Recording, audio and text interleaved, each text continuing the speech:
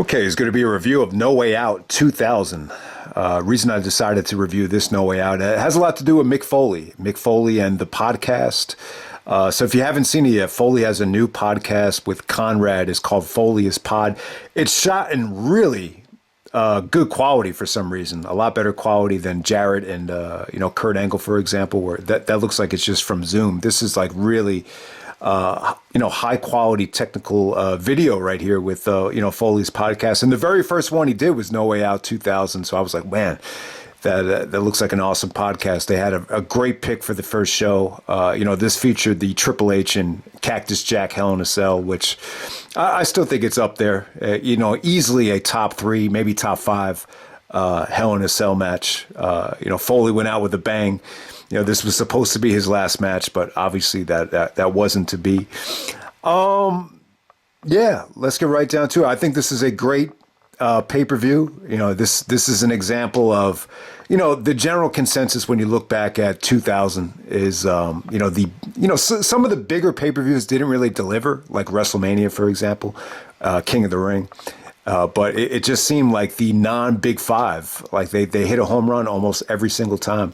And No Way Out was no exception to that. So we're going all the way back to February 27th of the year 2000 from the Hartford Civic Center, Hartford, Connecticut. This is the home of WrestleMania 11, and we get to see the return of Shane McMahon on this show. This is also Chris Benoit and the Radicalz. Well, Eddie Guerrero doesn't wrestle, so it's Chris Benoit's first WWF pay-per-view. So obviously that makes it historical.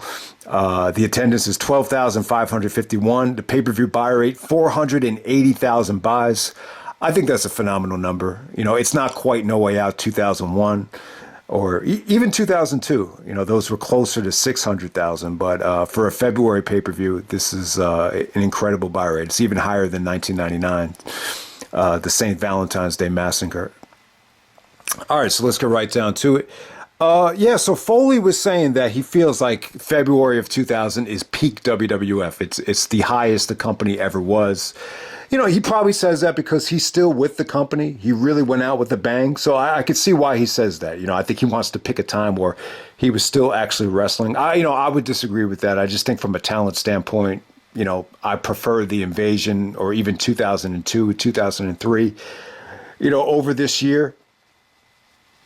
But I see what he's saying. You got Foley in the main event. You got the return of, you got Chris Benoit and Eddie Guerrero jumping from WCW. You got Kurt Angle, making a name for himself. You got Jericho, who's on fire. You got an incredible tag team division. Yeah, I mean, it's well documented. The year 2000 does not have a lot of weaknesses. But let's get right down to it. Very fun show. I think it's aged very well. There's some matches that kind of got disappointing crowd reactions, and there's some stuff on this show just is really, really quick.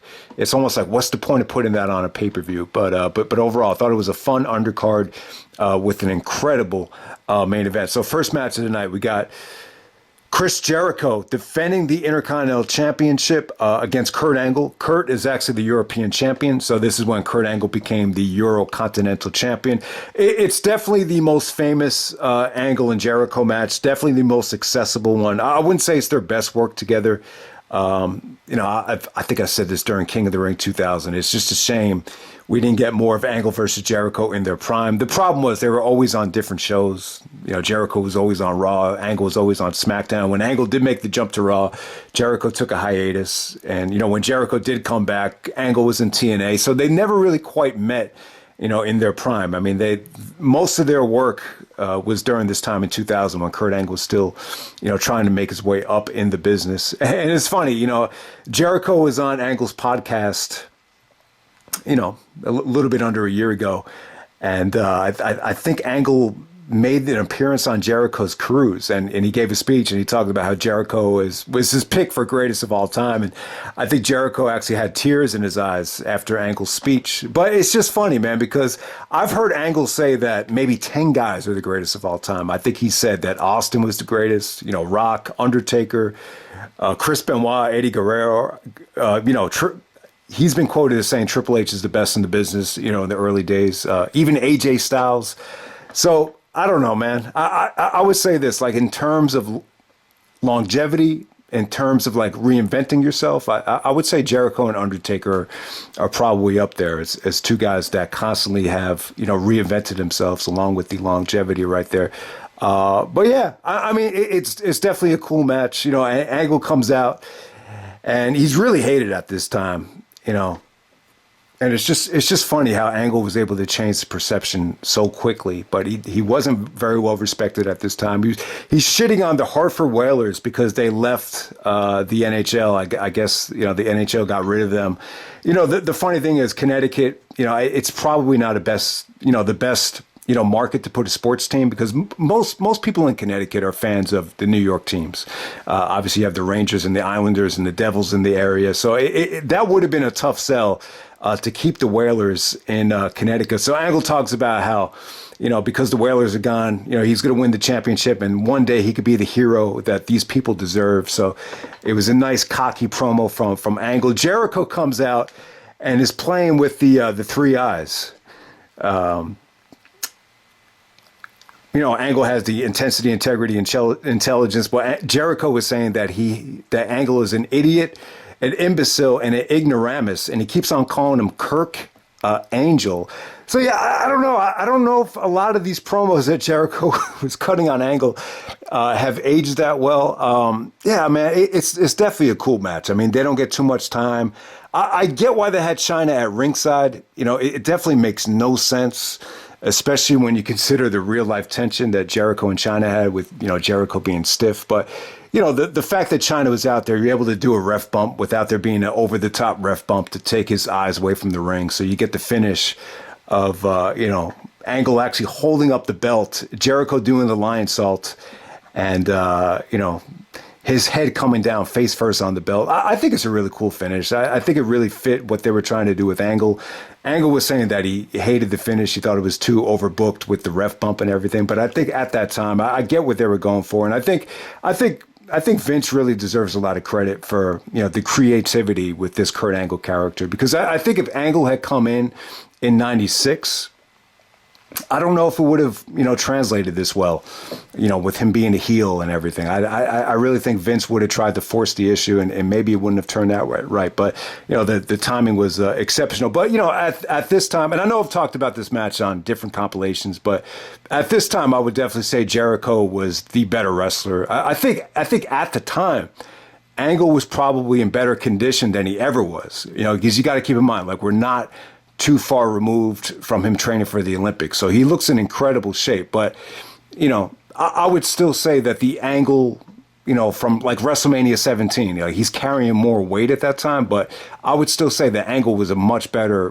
professional wrestler at WrestleMania 17 than he was at WrestleMania 16. But yeah, Jericho was, almost like a cruiserweight, doing some of the stuff he did here. It felt very Japanese inspired. The Angle actually Irish whips him into the steel steps. Jericho actually counters by landing on the steps with an Asai moonsault. I thought that was really, really sweet. Jericho actually countered an armbar from Angle into a power bomb.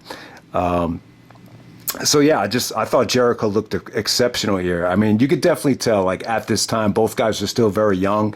Angle even looks somewhat green. So this is like a rare instance where you got like a 29-year-old and I guess Angle just turned 31. That sounds old, or that sounds like middle age for professional athletes. But it's funny, like in this business, in this line of work,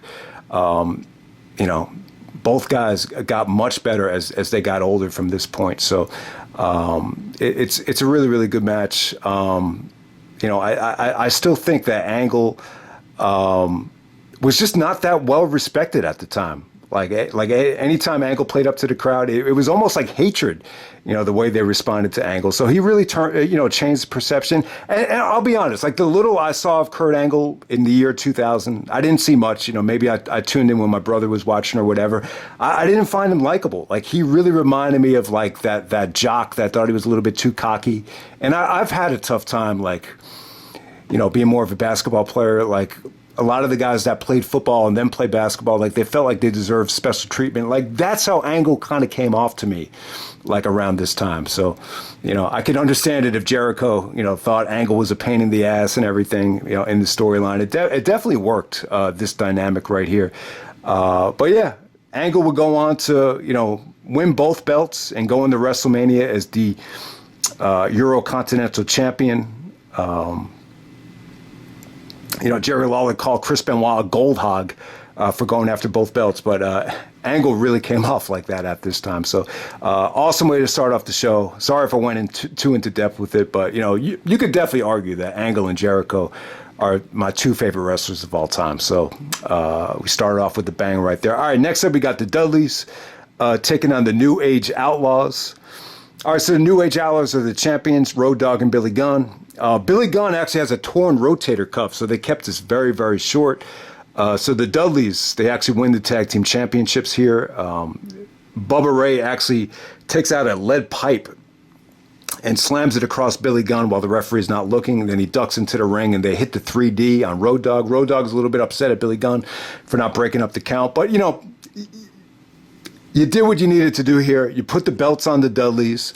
You're moving away from, the DX in 1998 and the Attitude Era, and you're giving us a fresh tag team division. So the Dudleys, you forget, when you think about, the Triangle Ladder match, you think about Edge and Christian, dominating those matches with the championships. But you give the Dudleys credit. They were the ones to actually walk into WrestleMania as the champions. So it's a little bit weird. It's weird to have the tag team titles so early, but you get why they did it. It's because of the injury. And, they just wanted to keep this short and sweet. All right, next up you have Mark Henry taking on Viscera. So there's actually like a backstory to the Viscera stuff. So Jim Ross is actually talking about how, Viscera would actually, take Viagra so he could be able to, watch porn on the road. So yeah, he actually talked about that in his recap of No Way Out 2000. So the Viscera thing actually has some legitimacy to it. But yeah, it's funny. Speaking of Jim Ross, he even said before the match started, and he regretted saying it too. Like he said that this match is not going to get any stars in the star rating system because we got two big behemoths right here. It's not going to be pretty. It's going to be bowl and shoe ugly. But it was all right. It didn't go too long. Viscera actually busted out of Insecurity. I thought they worked pretty hard. And it's funny, Mark Henry actually looks small compared to Viscera here. So Mae Young actually comes out. This is during the Mark Henry, Mae Young giving birth to a hand thing. And Mark Henry goes over in a little bit less than 4 minutes. Definitely probably the worst match of the night. And then we move on from there. Next up, we got Edge and Christian taking on the Hardy Boys. With Terri Runnels, the returning Terri Runnels. This is number one contenders for the tag team titles for WrestleMania. And it was good stuff, man. This, more than any other match on the show, really disappointed me from a crowd reaction. I don't know. There was just parts where I just didn't feel like the match was into it. Like, I just felt like if this were on Raw, like the fans would be a little bit more into the Hardys. But I don't know. Maybe at this point, the fans just didn't know who to cheer for. Because you had Terri out there with the Hardys. It just felt a little bit awkward, and maybe that's why. This wasn't quite the Hardys with Lita when they were like massively over. Like if you get to September of 2000, like when the Hardys were with Lita, I mean they were insanely over. Edge and Christian are still, I think, baby faces here, and it's funny when you watch Christian in this match, he had a totally different move set. He was doing springboard, cross bodies. You rarely see Christian, do this type of work. Because you're so used to him being a heel. But I'll tell you, what really stood out about this match is Edge and Jeff Hardy. Like, even though there was no ladder or gimmick involved, I mean, they were still busting their asses. I mean, Edge actually delivered a pile driver to Jeff. There were times where he actually caught him in midair and powerbombed him. And then the spot of the match, Jeff actually goes for that spot where he actually runs off of Matt Hardy's back, and he tries to do like a drop kick to the side. While he's in midair, Edge actually spears him. So this whole Edge doing spears to Jeff, I mean, they've been doing that for a while, even before like WrestleMania 17.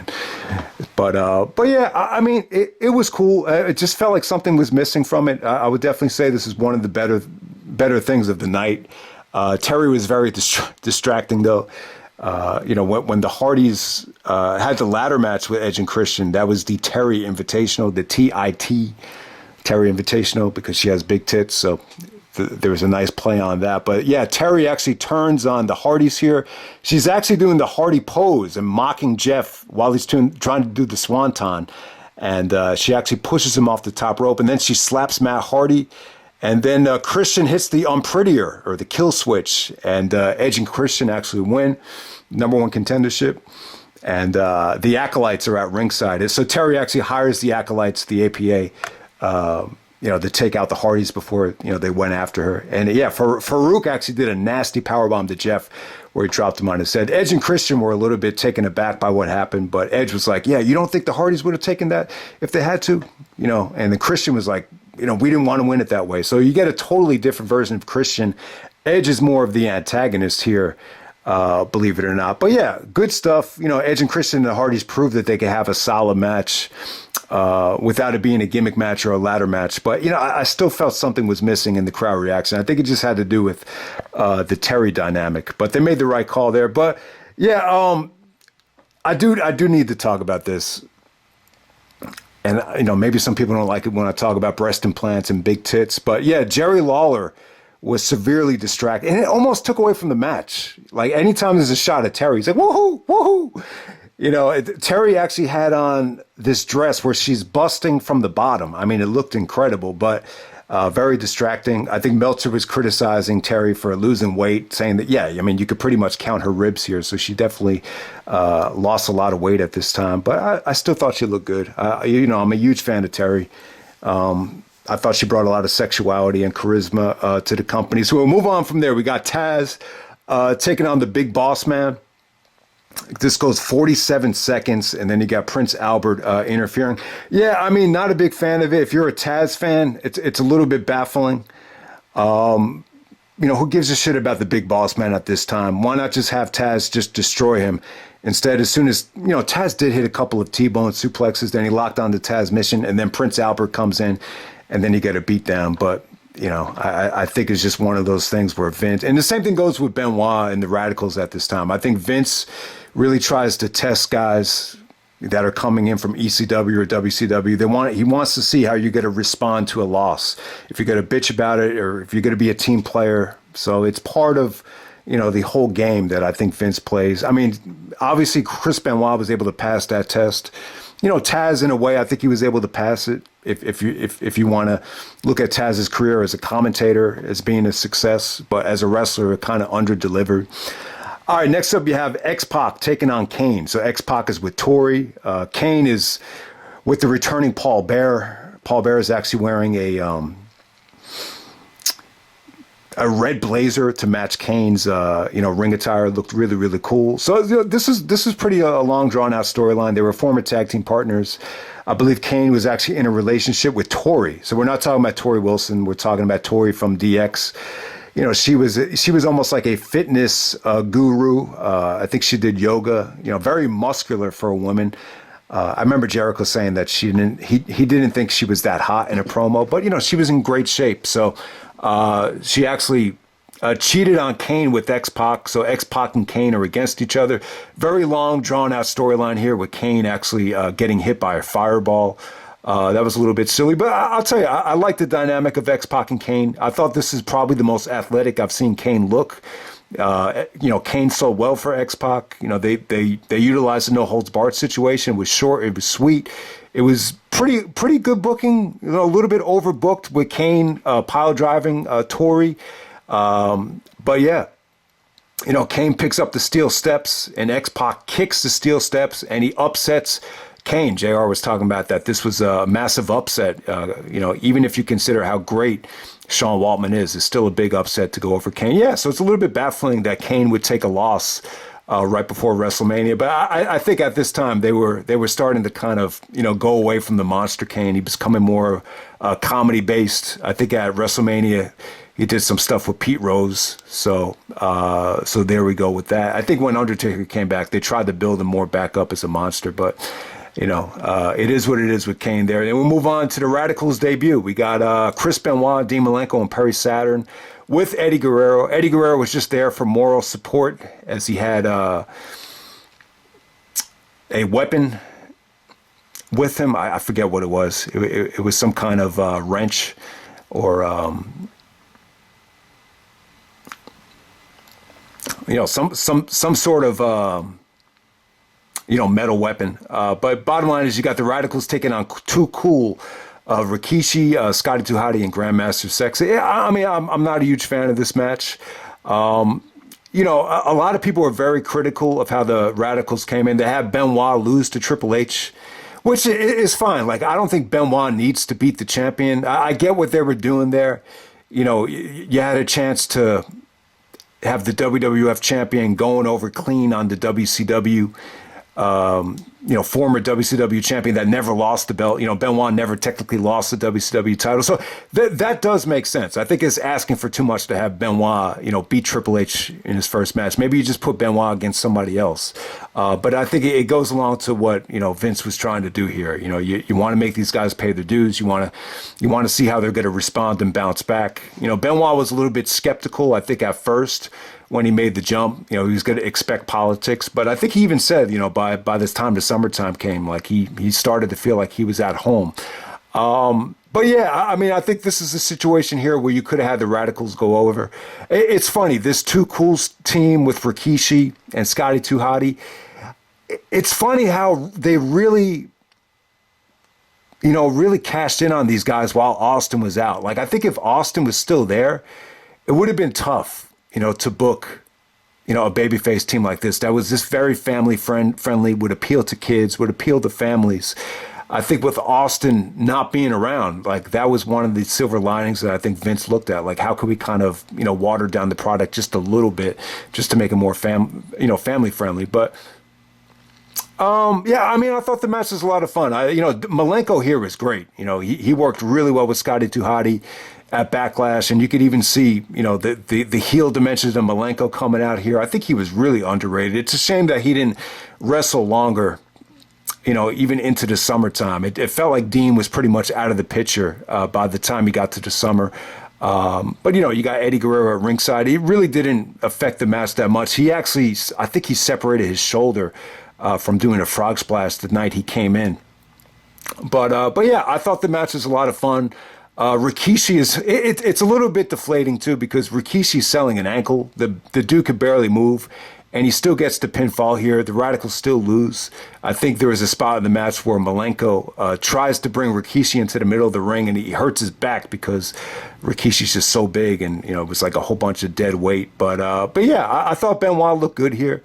Well, he was able to show off how good he was. He hit the flying headbutt. He did his, snap suplexes, but just nothing mind-blowing. Radicalz and Too Cool, give them credit. The match that they had on Raw with Rock, Triple H, and Foley and X-Pac, that most people would say that was the Raw match of the year. This quite wasn't as good as that. Didn't have the extra guys and the hot crowd, but it was definitely cool. It's just, I'm just not crazy about the match. I'm just really not. I just feel like when you have the kind of weapon, the kind of wrestlers that Benoit and Malenko are, I just think they could have been showcased a little bit more seriously here. All right, next up we got Big Show taking on The Rock. This is #1 contenders for WrestleMania, so they're playing off the Royal Rumble. Big Show is pretty much like a gentleman here. He was talking about how he should have won the Royal Rumble because The Rock's feet clearly touched first. And he's right. I mean, they showed the footage back, and, I don't know if Rock screwed up the spot, but when he dumped Big Show out, his feet actually did touch first. So Big Show's going around being a gentleman. He's not yelling and screaming and saying, I deserve the title shot. He's just trying to just speak really politely, and he has the footage to back it up. So he got his #1 contenders match thanks to a Triple H and the security guy at the Royal Rumble. And Big Show actually defeats The Rock here. I thought the match was okay. I mean, I would agree with Jim Ross. I think Rock was in a tough spot here. The footage kind of makes it look a little bit weird. I mean, what's The Rock supposed to respond to the footage. He ends up just clowning on the Big Show. He's like, The Rock's got some footage of his own, and then he's just making fun of Big Show. Rock has always been great at making fun of Big Show. Check your big fat ass directly into the SmackDown hotel. You remember that famous promo? But I don't know. You kind of get the feeling that Rock and Triple H were a little bit annoyed that Big Show was in the title picture here. I think most people would agree, looking back on it, it should have just been Rock and Triple H at WrestleMania. But, I think they wanted to make it unpredictable. Big Show, I think Big Show looked good here. He was young, he was big, 28 years old. He had a lot of life to him. They paid him a lot of money to make the jump. So you definitely understand it. I mean, the match was pretty much whatever. I just thought the finish was really cool, man.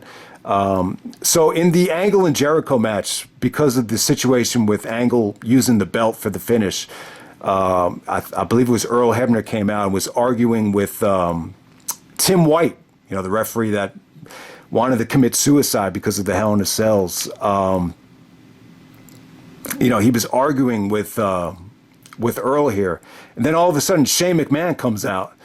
And, Rock is able to use the chair on Big Show. He's able to hit the rock bottom. The crowd explodes for the People's Elbow. But as the Rock is about to hit the People's Elbow, Shane actually hits the Rock with the chair. And then Big Show gets the pin. He goes to WrestleMania as the #1 contender. So Big Show has a foot in the door in the WrestleMania main event, no matter how many times they're going to change it from here on out.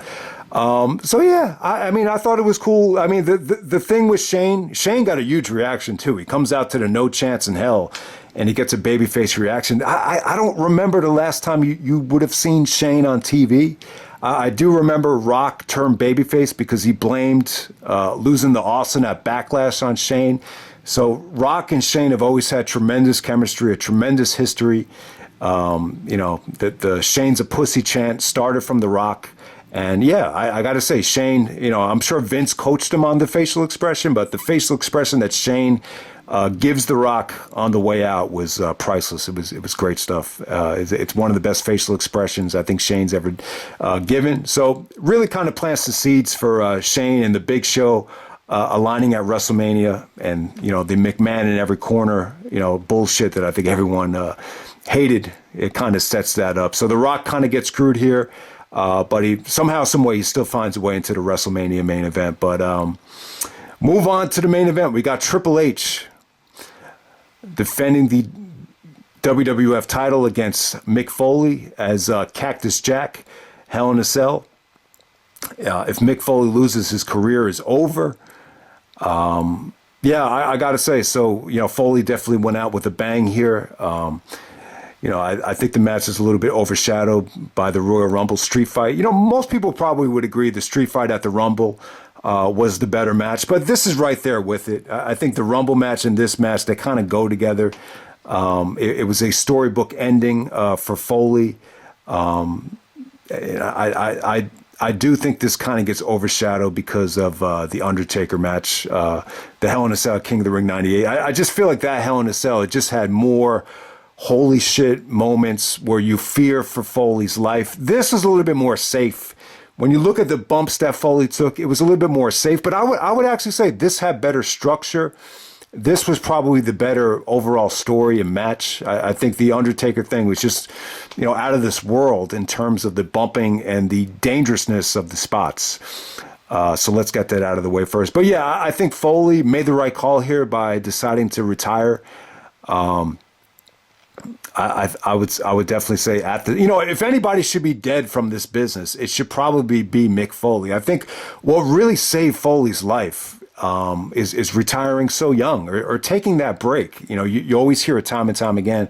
Even though you have like a lot of concussions or a lot of brain damage, if you give it a chance to heal, it could actually be very beneficial. I think Daniel Bryan did the same thing. He gave it a chance to heal.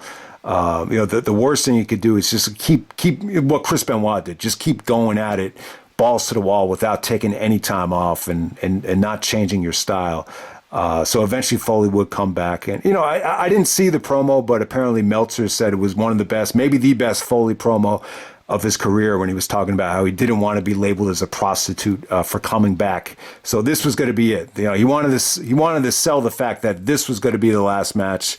And he promised to go on top of the cell and deliver, an elbow drop off the top of the cell to Triple H. So they kind of promised that they were going on top of the cell.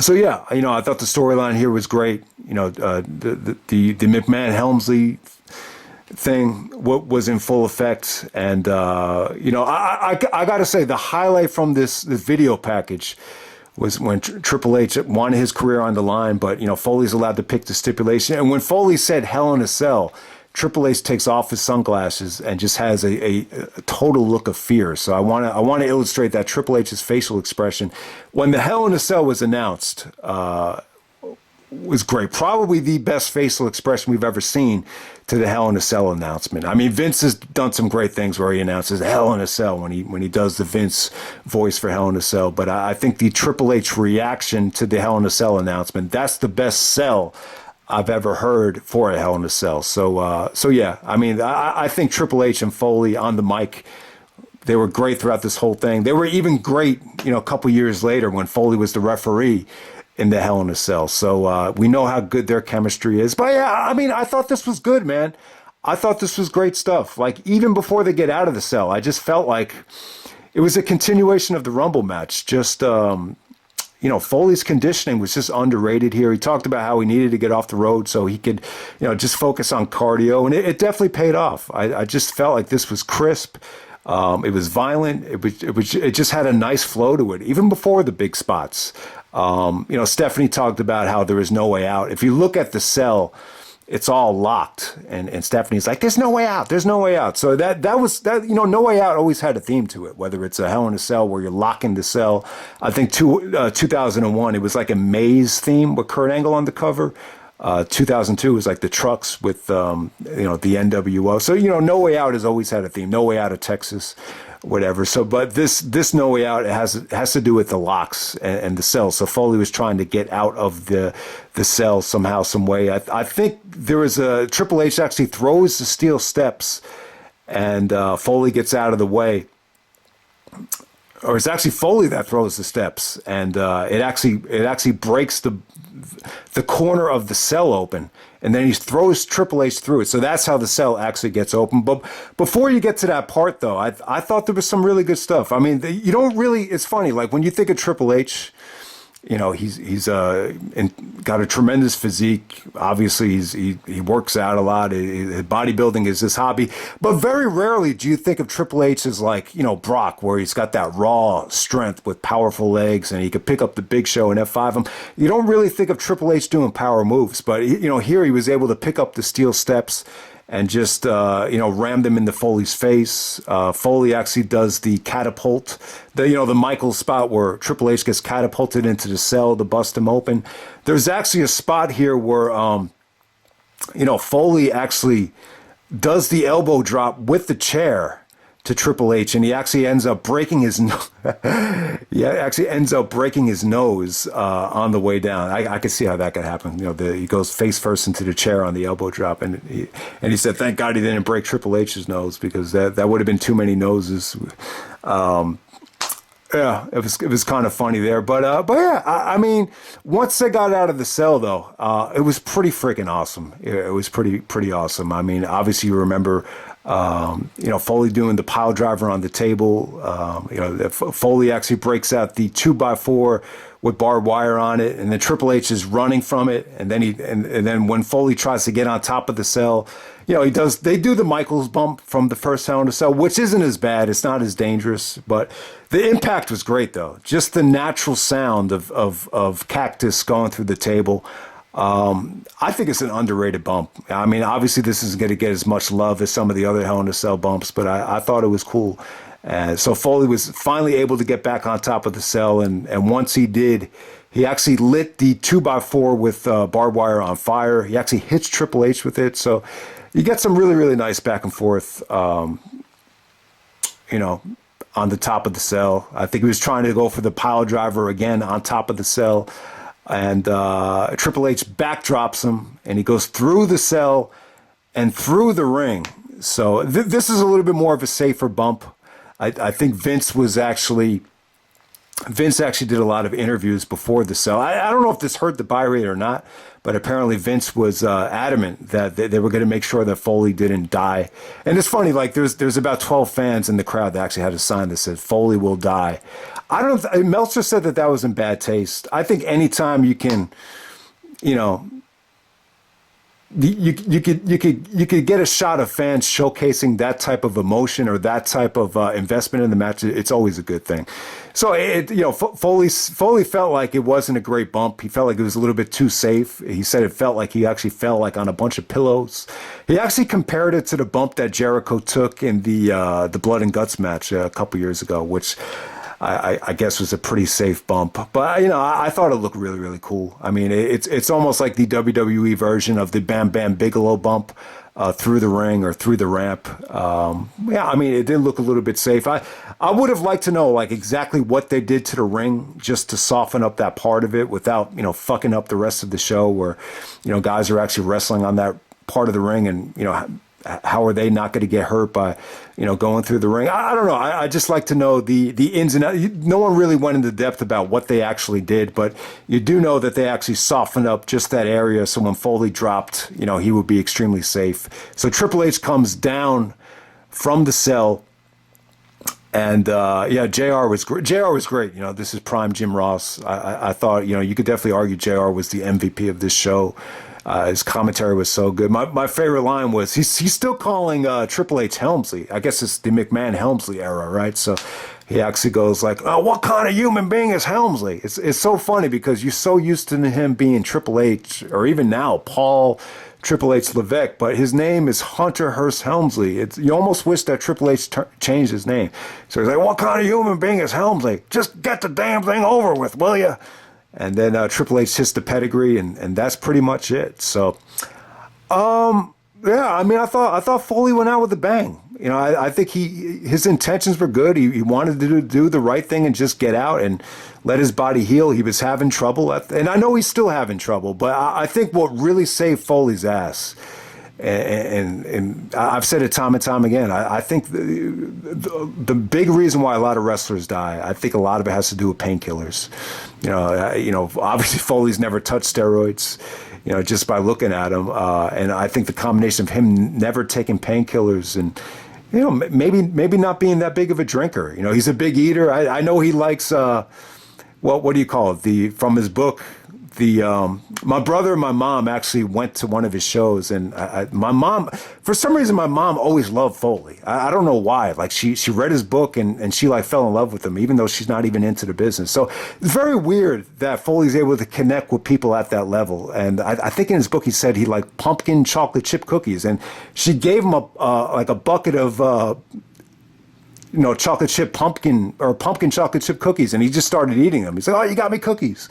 So for whatever reason, Foley just has a really, really, really great connection with everybody. And like I was saying, guys, I think it's the painkillers, staying away from painkillers, staying away from steroids, drugs.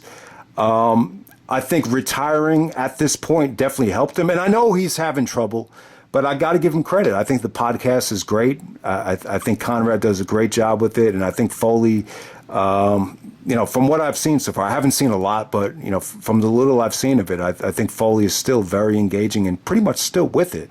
Definitely think he made the right decision. I mean, him coming back in 2004 to feud with Randy Orton, I think, you can't knock that. I mean, he saw an opportunity to help, a young kid that had a lot of potential. I mean, and he wanted to put him over. So, I mean, I don't see how you can argue with that.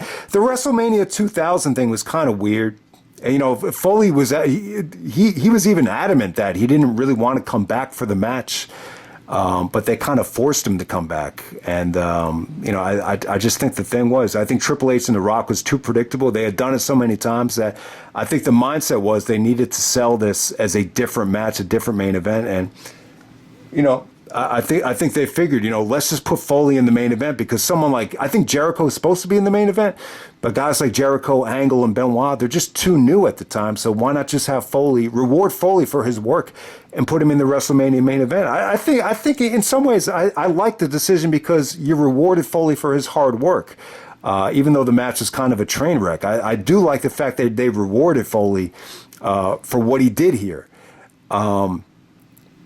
So let's get that out of the way first. Yeah, I mean, Foley coming back for TNA, the economy went, down the drain in 2008. Foley needed the money. I don't think you can really blame him for that. I mean, coming back in wrestling is not that bad of a thing to do. It's not as bad as selling drugs or, becoming a loan shark and killing people on the side or becoming a hitman. So it's not the worst thing in the world. If you want, if some people want to say he's a prostitute or a sellout for doing that, then so be it. But I would never blame anybody, for coming back and trying to make money, to feed their family. So I don't see how you could be overly critical. If you want to blame somebody, blame TNA for overpaying for Foley when, you could definitely argue that it was unnecessary at that time.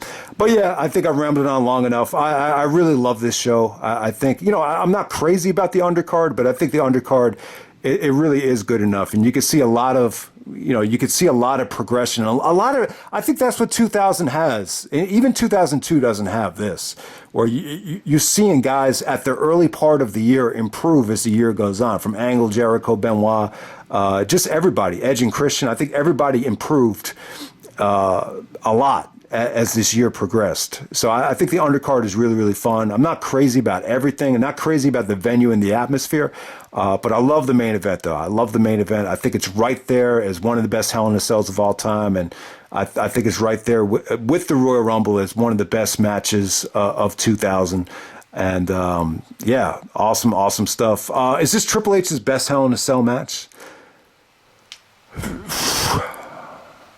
Yeah, I think I would say yes. I would put this over the Jericho match, the Kevin Nash match, the Shawn match, the Batista match. Any matches that he had with DX as a tag team. Yeah, I would definitely say this still ranks as Triple H's best Hell in a Cell match. I thought Triple H was great here. So awesome stuff between Triple H and Cactus. And I really do feel like it's a better actual match than Mankind versus Undertaker from King of the Ring 1998. I mean, I obviously that's more dramatic and it's more memorable, but from start to finish, this is a better story. I think it's just a much better match, no doubt about it. But hope you guys enjoyed the video. That's No Way Out 2000. Awesome show, so check it out.